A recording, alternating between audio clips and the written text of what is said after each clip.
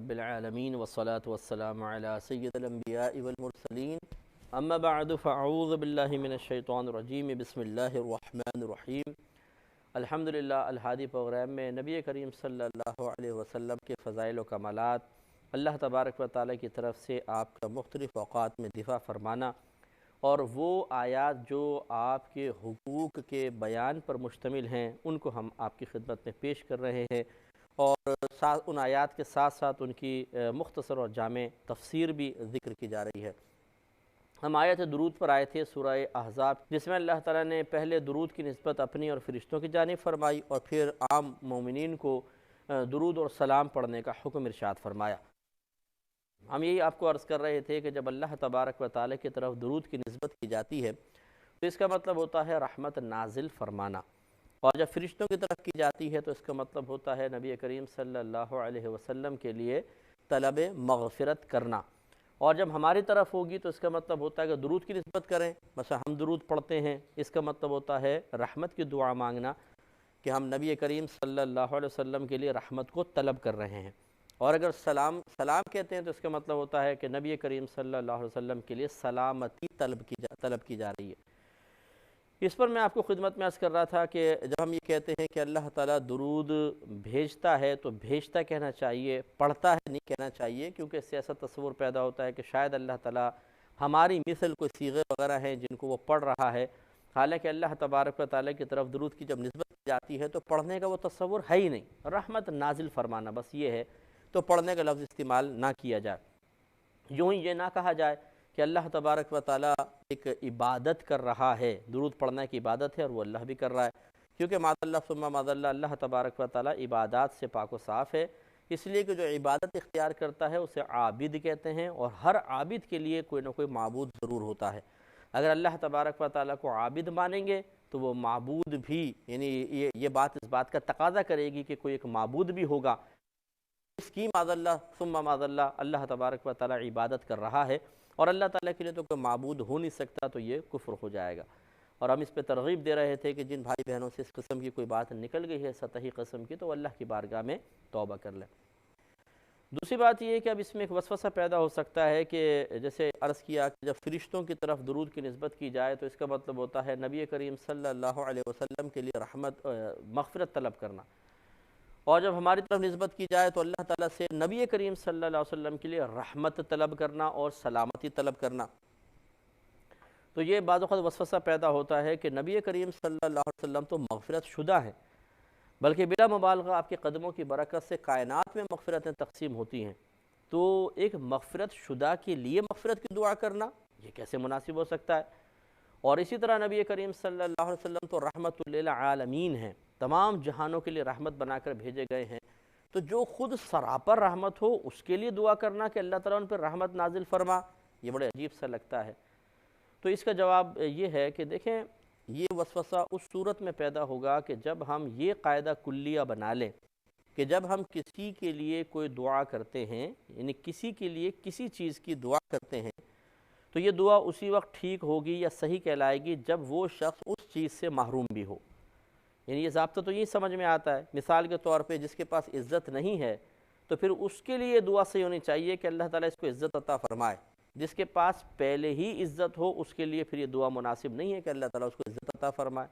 جیسے کہ یہ وسوسہ جس کے دل میں ہے وہ اس کے ذہن میں آ رہا ہے کہ نبی کریم تو مغفرت شدہ ہیں، تو پھر جب آپ پہلے ہی مغفرت شدہ ہیں، آپ کے وہ حاصل ہے، مغفرت حاصل ہے، تو پھر آپ کے لیے حاصل شدہ شے کی دعا کرنا،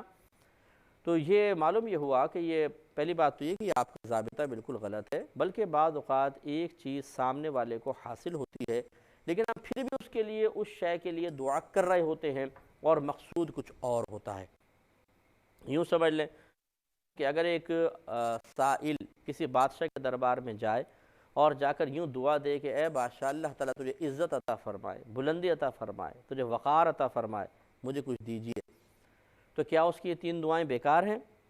یقینی سی بات ہے کہ نہیں، حالانکہ بادشاہ کو عزت، بلندی، وقار سب کچھ حاصل ہے، لیکن بادشاہ بھی جانتا ہے اور یہ شخص بھی جانتا ہے کہ ان کو حاصل ہے، یہ اصل میں مانگنے کا طریقہ ہے کہ جب مانگیں گے تو بادشاہ خوش ہوگا تو کچھ عطا کر دے گا۔ تو یہاں پر بھی ایسا ہی ہے کہ نبی کریم صلی اللہ علیہ وسلم مغفرت شدہ ہیں آپ پہ ہم وقت رحمت نازل ہو رہی ہیں، لیکن جب ہم آپ کے لیے مغفرت کی دعا کرتے ہیں، رحمت کی دعا کرتے ہیں، تو آپ کو اس سے کیا فائدہ ہونا ہے؟ صحیح بات ہے، ہمیں اس سے فائدہ ہوتا ہے کہ اللہ تبارک و تعالیٰ خوش ہو کر ہمیں عطا فرماتا ہے۔ اور اس کی ایک اور دلیل میں آپ کو بتا دیتا ہوں، مسلم شریف کی روایت ہے، نبی کریم صلی اللہ علیہ وسلم نے ارشاد فرمایا کہ جب تم اذان سنو تو اختتام پر میرے لیے یہ دعا مانگو، اللہم رب هذه الدعوة التامة والصلاة القائمة آت سیدنا محمد الوسیلہ والفضیلہ والدرجة الرفیعہ وابعث مقاما محمودا الذی وعدتہ واجعلنا فی شفاعته یوم القیامہ انک لا تخلف المیعاد وجعلنا شفاعته یوم القیامہ انک لا تخلف المیعاد۔ ہم یہ دعا کرتے ہیں، سرکار فرماتے ہیں کہ اگر کوئی اذان کے بعد میرے لیے دعا کرے تو میں بروز قیامت اس کی شفاعت کروں گا۔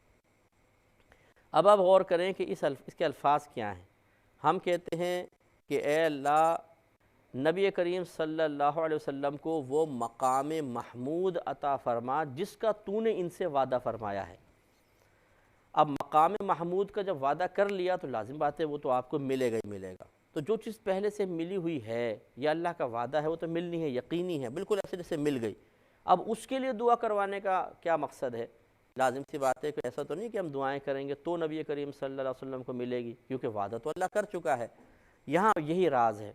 کہ جب ہم نبی کریم صلی اللہ علیہ وسلم کے لیے یہ دعا کریں گے کہ اللہ تعالیٰ ان کو مقام محمود پر فائز فرما، تو اس سے ہمیں فائدہ حاصل ہوگا کہ اللہ تبارک و تعالیٰ اپنے حبیب کریم صلی اللہ علیہ وسلم کی شفاعت کو ہماری طرف متوجہ کرے گا اور ہم بروز قیامت آپ کی سفارش سے داخل جنت ہو جائیں گے۔ یہاں پر بھی ایسے ہی معاملہ ہے کہ ہمارے پڑھے ہوئے درود، ہماری دعائیں، اس سے نبی کریم صلی اللہ علیہ وسلم کو کیا فائدہ ہونا ہے؟ اللہ نے جو درجات عطا فرمانے ہیں اس کا وعدہ فرمایا ہوا ہے۔ آپ پہ ہم وقت رحمت نازل ہو رہی ہیں، ہر وقت آپ کے قدموں سے کائنات میں مغفرتیں تقسیم ہو رہی ہیں، آپ مغفرت شدہ ہیں، لیکن جب ہم آپ کے لیے دعا کرتے ہیں تو اس کے بدلے میں ہمیں مزید انعامات دیا جاتا ہے۔ اور اسی طرح فرشتہ جب آپ کے لیے طلب مغفرت کرتے ہیں تو اللہ تبارک و تعالیٰ کی طرف سے ان کے لیے درجات کی بلندی کا سامان ہوتا ہے۔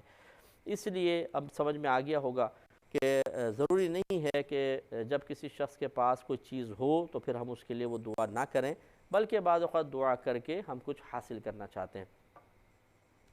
تو یہ ضمناً تھوڑے سے مسائل تھے تو میں نے عرض کر دیے، اور ایک اس میں یہ مسئلہ بھی ذہن میں رکھ لیجئے کہ چونکہ اس میں حکم ہے یا ایھا الذین آمنوا صلوا علیہ وسلموا تسلیما، کہ درود پڑھو اور خوب سلام بھیجو، تو زندگی میں کم از کم ایک بار درود پڑھنا فقہا نے فرمایا کہ فرض ہے۔ اور پھر کسی بھی محفل میں جب پہلی بار نبی کریم صلی اللہ علیہ وسلم کا تذکرہ ہو تو آپ پر درود پاک پڑھنا واجب ہے۔ اس کے بعد جتنی مرتبہ ذکر ہوتا رہے درود پڑھنا مستحب ہے،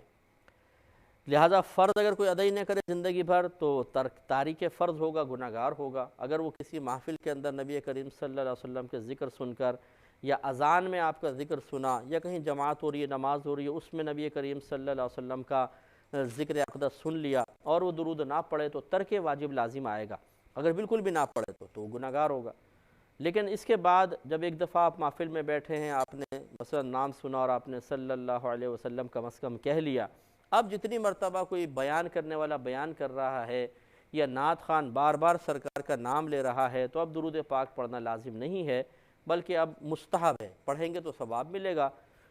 نہیں پڑھیں گے تو گناہگار نہیں ہوں گے۔ اس لیے اچھی طریقے سے یہ مسئلہ بھی ذہن میں رکھنا چاہیے۔ ایک مسئلہ یہ بھی یاد رکھیں کہ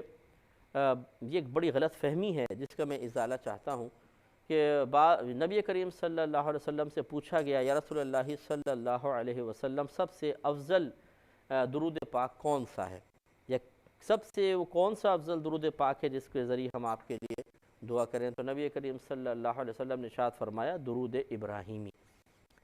تو یہ اس میں کوئی اختلاف نہیں ہے کہ درود ابراہیمی تمام درودوں میں سب سے افضل درود ہے، اس لیے کہ نبی کریم صلی اللہ علیہ وسلم نے اس کو افضل قرار دیا ہے۔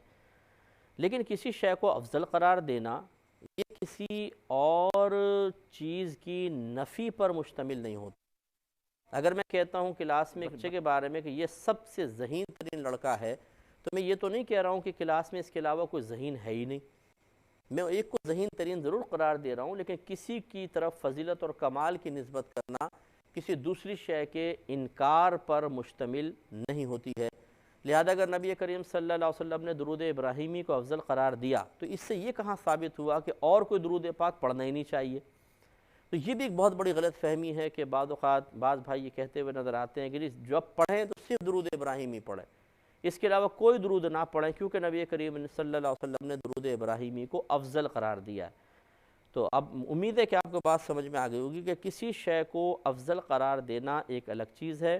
اور اس کی افضلیت کو بنیاد بنا کر کسی اور شے کا انکار کرنا یہ ایک الگ چیز ہے۔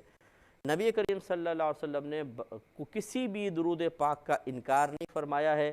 یہ نہیں فرمایا کہ صرف درود ابراہیمی پڑھو، دوسرے کوئی درود نہ پڑھو، بلکہ آپ نے یہ ضرور فرمایا کہ درود ابراہیمی سب سے افضل ہے۔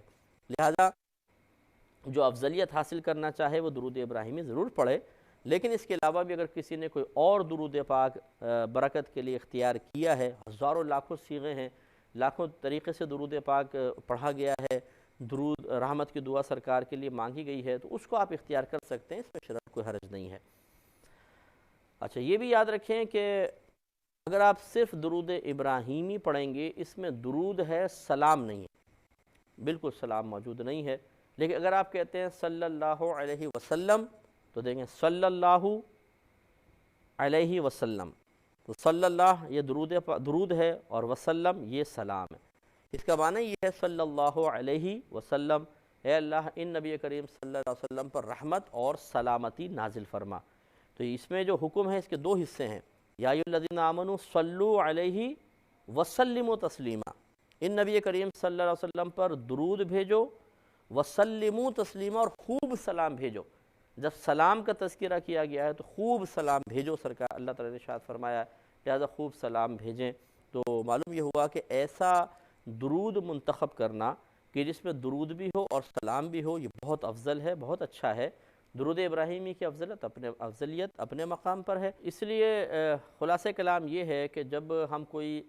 کلمات جو نبی کریم صلی اللہ علیہ وسلم کے لیے طلب رحمت کے مضامین پر مشتمل ہوں تو غور کر لیں کہ اس میں کیا درود اور سلام دونوں موجود ہیں یا نہیں ہیں۔ اگر ہوں تو بہت اچھی بات ہے، تاکہ اس آیت پر اس آیت کے دونوں حصوں پر عمل پیرا ہونے کی سعادت حاصل ہو جائے۔ ضمناً آخر میں ایک بات اور عرض کر دیتا ہوں کہ بعد آپ نے دیکھا ہوگا بہت ساری مساجد میں جمعے کی نماز کے بعد مسلمانوں میں رائج ہو گیا ہے کہ وہ کھڑے ہو کر اور کعبۃ اللہ کی طرف یا مدینہ منورہ کی طرف رخ کر کے ہاتھ باندھ کر اجتماعی طور پہ اردو میں یا اور کسی زبان میں درود و سلام پڑھتے ہیں۔ یقیناً نبی کریم صلی اللہ علیہ وسلم کے دور مبارکہ میں اس طرح کوئی رائج نہیں تھا، لیکن ابھی مسلمانوں میں رائج ہو گیا ہے، تو اس کی شرعی حیثیت سمجھنا بہتر ہے۔ اب آگے ضمناً بات کو میں عرض کر رہا ہوں کہ اس کی شرعی حیثیت بھی سمجھ لی جائے۔ تو یاد رکھیں کہ اس آیت کریمہ میں اللہ تبارک و تعالیٰ نے مومنین کو درود اور سلام پڑھنے کا حکم ضرور ارشاد فرمایا، لیکن کوئی خاص کنڈیشن نہیں لگائی۔ مثال کے طور پر یہ نہیں فرمایا کہ تم کھڑے ہو کر پڑھو، بیٹھ کے پڑھو، لیٹ کے پڑھو، اکڑو بیٹھ کے پڑھو، اچھلتے ہوئے پڑھو، کوئی کنڈیشن نہیں ہے۔ اسی طرح کوئی وقت کی قید نہیں لگائی، صبح پڑھو یا شام کو پڑھو، سپہر میں پڑھو، رات میں پڑھو، کوئی قید نہیں ہے۔ اسی طرح یہ بھی قیودات نہیں ہے کہ تم اکیلے پڑھو یا 2 مل کے پڑھو یا 10 مل کے پڑھو یا 100 مل کے پڑھو، کوئی قید نہیں ہے۔ اسی طریقے سے یہ بھی قید نہیں ہے کہ تم گھر میں پڑھو، مسجد میں پڑھو، کعبۃ اللہ کے پاس پڑھو، کہیں چوک میں کھڑے ہو کر پڑھو، کوئی قید نہیں ہے۔ جب قرآن کا کوئی ایسا حکم ہو کہ جس میں اس طرح کی کوئی قید، کوئی پابندی، کوئی کنڈیشن نہ لگائی ہوئی ہو، اسے کہتے ہیں مطلق حکم۔ مطلق معنی جو قید مقید نہ ہو، آزاد حکم، اس میں کوئی کنڈیشن نہیں ہوتی، اس کو کہتے ہیں مطلق۔ اور یہ قاعدہ قانون ہوتا ہے کہ قرآن پاک کے مطلق کو ہم اپنے پاس سے مقید نہیں کر سکتے۔ لہذا اللہ تعالیٰ نے فرمایا درود پڑھو، سلام بھیجو، یہ فرمایا۔ اگر کوئی شخص کہے کہ صبح تو پڑھو شام کو نہ پڑھو، تو ہم اس سے پوچھیں گے کہ یہ آپ جو قید لگا رہے ہیں کہ صبح پڑھو شام کو نہ پڑھو، شام کو نہ پڑھنے کی دلیل کیا ہے آپ کے پاس؟ کیوں منع کر رہے ہیں آپ؟ اللہ تعالیٰ نے تو منع نہیں کیا۔ تو یہ یاد رکھیں جو قرآن پاک کا مطلق ہوتا ہے وہ مطلق ہی رہتا ہے، ہم اپنے پاس سے اس کو مقید نہیں کر سکتے۔ ہاں اگر اس میں کوئی کنڈیشن لگانا چاہیں تو اس کے لیے یا تو قرآن کی کوئی آیت لے کر آئیں کہ دیکھیں یہاں تو کوئی کنڈیشن نہیں ہے لیکن دوسری آیت میں اللہ تعالیٰ نے بیان فرما دیا، لہٰذا وہ کنڈیشن یہاں پر بھی ملحوظ رکھی جائے گی۔ تو لہٰذا اگر کوئی کہتا ہے کہ درود اور سلام پڑھنے کی اجازت تو ہے لیکن وہ یہ دعویٰ کرتا ہے کہ صبح نہیں پڑھو شام کو پڑھو، یا شام کو نہیں پڑھو صبح پڑھو، تو ہم یہ کہیں گے کہ صبح نہ پڑھنے یا شام کو نہ پڑھنے پر آپ کے پاس کیا دلیل ہے؟ کوئی قرآن کی آیت پیش کرے۔ اگر وہ یہ پیش کرنے میں ناکام رہتا ہے تو صرف اس کی ذاتی رائے سے کسی شے کو ناجائز قرار نہیں دیا جائے گا اور ہم کہیں گے آپ غلط کر رہے ہیں۔ لہٰذا اب معلوم یہ ہوا کہ جب یہ مطلق حکم ہے تو اب اگر کوئی جمعے کی نماز سے پہلے پڑھے یا بعد میں، کھڑے ہو کر پڑھے یا بیٹھ کر، اردو میں پڑھے یا عربک میں، انفرادی طور پہ پڑھے یا اجتماعی طور پر، عادتاً پڑھے یا کبھی کبھار پڑھے، یہ